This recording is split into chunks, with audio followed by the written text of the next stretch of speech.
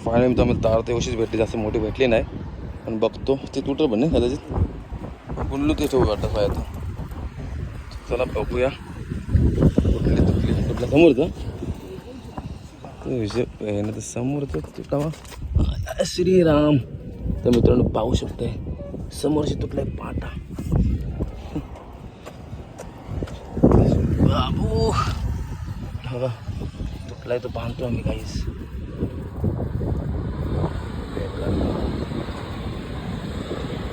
त्याला बांधत काम करू काय की हा पाटा स्लिप झाला इकडं तर टायरवर अटॅक करेल म्हणून.